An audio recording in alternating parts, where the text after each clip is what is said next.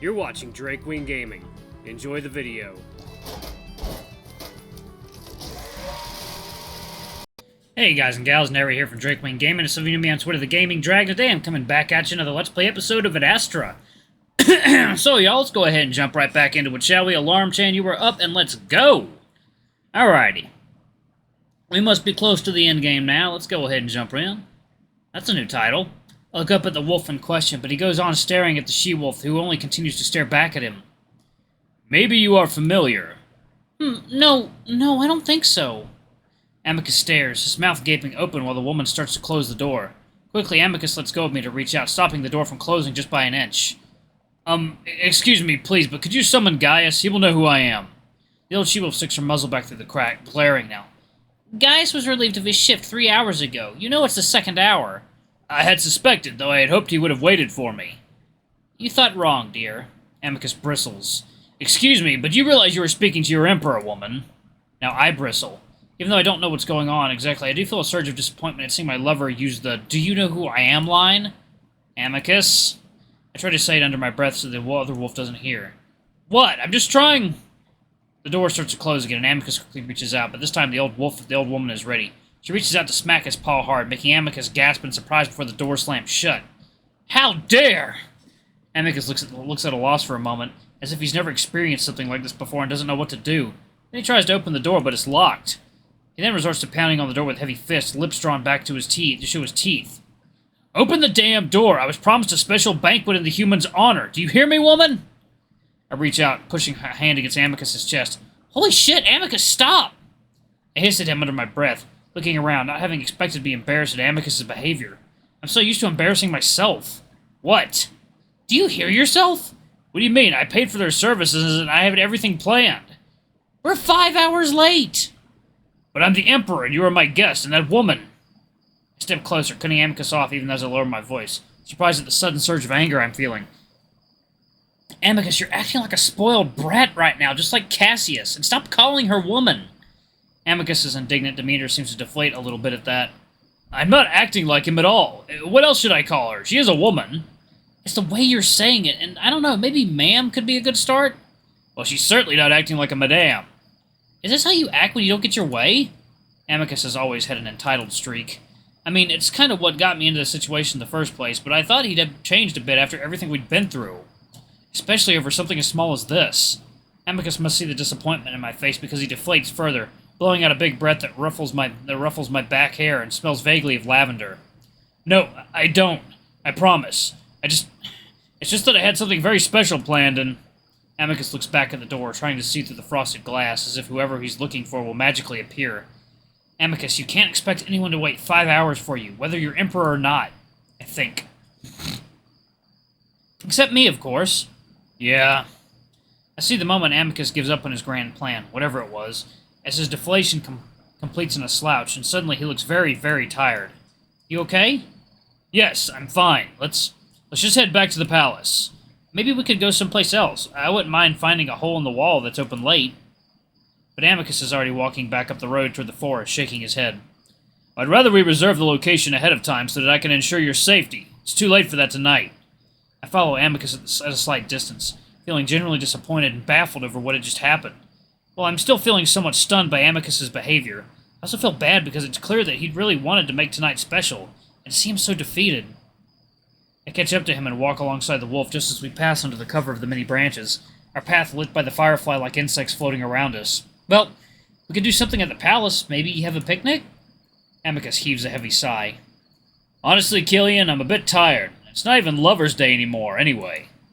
The wolf says the last bit so quietly that I barely catch it, and just like that, my attempts to keep my own mood light give in and sour instantly. Well, if your goal is to ruin the rest of the night, you're doing a damn good job of it. Suddenly we're having one of our old fights again. The way we would feed off of each other's negativity and spiral into a shared mood of sulk. Usually I'd be the one to start it, but this time I feel like Amicus is the clear culprit. I stare at the ground, frowning even though I feel Amicus's eyes on me. And it takes me a few moments to realize he'd stopped walking. I stop too, then turn around and look back at him. 1 second, y'all. We regard each other for a moment, then Amicus takes a deep breath. I realize that I am acting like a spoiled pup, and I apologize. I do not want this to ruin the rest of the night. even though there is not much left of it. I stand there, not saying anything because it looks like Amicus wants to say more. I promise you, I do not often act in such a way in front of my subjects. I just so desperately wanted for something to go right after everything that happened. Not often? I raise an eyebrow, but smirk at the same time, wanting to show Amicus that I'm willing to lighten up as well. I mean, never, really. I never used such words to get my way during all my emperorship, and it was only because it was for you. I sigh. Well, please don't ever feel the need to act that way on my behalf again, especially when you're yelling at an old lady and calling her woman. I still do not see the problem with that. She is a woman. Amicus starts walking again, and I walk alongside him. And like I said, it's the way you were saying it, like it was an insult somehow. I did not mean it that way. I mean, I kind of feel like you did, but I get it. You were raised in the society of... Amicus huffs out a sigh. Yes, I know. But I've been doing a lot to progress the rights of women in this society. Just yesterday, I put into motion legislation that will allow females to request a divorce before a court. And they couldn't before? Well, no, the husband had to. Wow. Gods, are you humans going to be like the Kyllians? Shocked and disgusted by every aspect of our society? I shrug. I mean, some definitely will be. Do you not have your own problems? I laugh. Oh, yeah, we do. We definitely do. I'm sure you'll be beyond shocked by some of the things we've done to ourselves. Like? I close my eyes, shaking my head. I'll let the diplomats reveal that to you, but yeah, most places on Earth still have problems when it comes to equality. A lot of problems. Then why do you judge me so harshly? Because I know you can do better, and I know you have the power to create immediate change. Technically, but realistically, I know it's a slow process. But you know, where you found me, Italy, it's doing alright with equality, and a lot of Europe is doing great, so I know Adastra can be better. Things go quiet for a moment, that tangent feeling a little strange, like there's more to it than just gender equality. Amicus senses it too, of course. Well, I know that the parents, through whatever space wizardry they possess, brought us together due to perfect compatibility. Sometimes I wonder about their measurements, because in some instances we do feel worlds apart. I look at Amicus, the statement making me feel a little sad. Well, I guess we really are. But I love it. I love that about you. You opened my eyes, you surprised me, and I've accepted the fact that you come from a better functioning society. I'm willing to learn. I look down, feeling a little embarrassed. Well, humans do have a lot to learn. We're kind of a disaster, too. Then let us learn together. But back to what I was saying previously. Kyllian, we're running out of time, and I need to do something with you. I feel like I missed that tonight. I feel my chest twinge a bit at that. We still have time. I suppose. It's quiet again. And though things aren't fully relaxed again, most of the tension has left the air. After a few more minutes of walking, simply enjoying the cool night air, I clear my throat. So, what was that whole restaurant thing about? Amicus chuckles, kicking a rock with a big footpaw, sending it tumbling up the path to clack loudly against the roots of a tree. I had decided to get a head start on the human integration into the Galaxius, even though the citizens won't know it. How so? Well, a cultural staple for all species is oftentimes their food. Yeah? I have an idea of where this is going, but I don't know how it's possible. So, I've established a human cuisine restaurant. Oh, really? Yes. But, how? Com analyze a stored fragment of the data from your nexus back on Earth. Though not all ingredients are the same, we substituted as best we could and developed food that is, in my opinion, rather authentic. Huh, you know there's a lot of food from different cultures on Earth, so a lot of different types of food. Oh, I kept it all in Italy, at least for now. In fact, our first item was Neapolitan pizza. Amicus' suddenly heavily accented voice startles me a bit, as it always does, the wolf chewing around the words like he's actually eating it. One second, y'all. Right. Wow. So, as you would expect, I wanted you to try all the items to let us know how we did. Amicus is talking about all of this like the restaurant was his own project, something he'd been working on for a long time. I thought it would be a fun distraction for you, but as you know, things did not go as planned. It would have been fun, and I am disappointed that we didn't get to do it together, but the thought alone of what Amicus had planned for me is enough to warm my chest, and I lean against him. Well, thank you anyway, and I mean it. Amicus huffs and slides his arm around my side, rubbing my shoulder vigorously. Well, we'll do it sometime soon. I can't open it without you giving your approval first. Oh, I didn't know it would all depend on me. Of course, the restaurant is named in your honor, after all. Oh God, really? Really. I feel myself blushing at the thought of my name on a restaurant. It's embarrassing for some reason, but also incredibly sweet. And I think we should have that picnic. Nothing like a third-hour dinner in the moonlight. You sure? You look pretty tired. I'll live. Amicus lets go.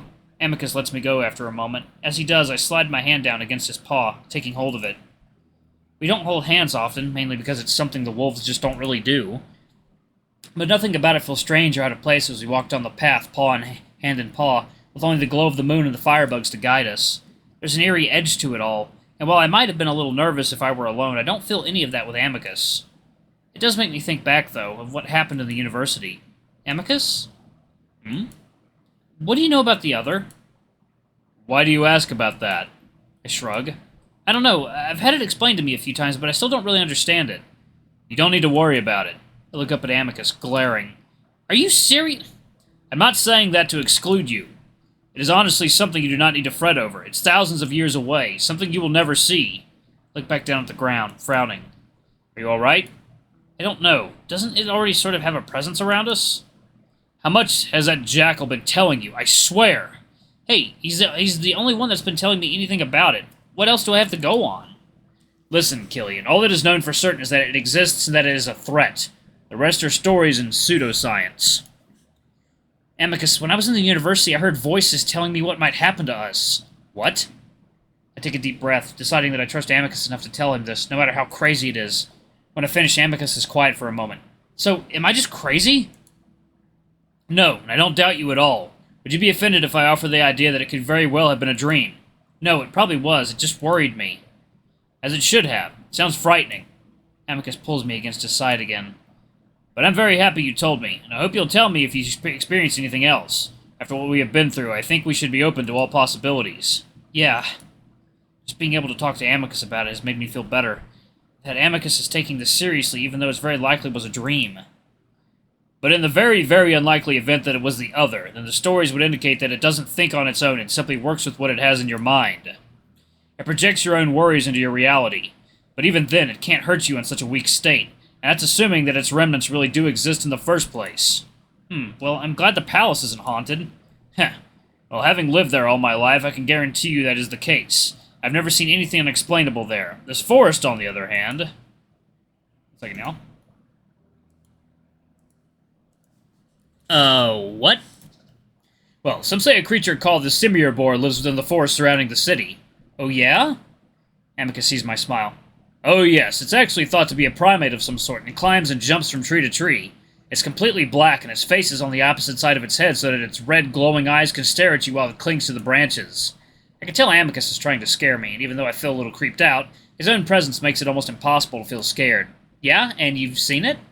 I've heard strange noises and maybe movement in the trees while out hunting before. Yeah, alright. Amicus smirks at me as we continue walking, and even though I know he's teasing me, I still feel that prickle of paranoia on the back of my neck. I distract myself by telling Amicus about our own primate cryptids back on Earth. Despite the bad start to our Lover's Day, I find myself happy just being able to have this strange conversation with my wolf. That is really adorable and sweet and cute. Com sends our food, mostly leftovers from the dinner that we'd missed, out to us in a floating basket as Amicus prepares the sightseer.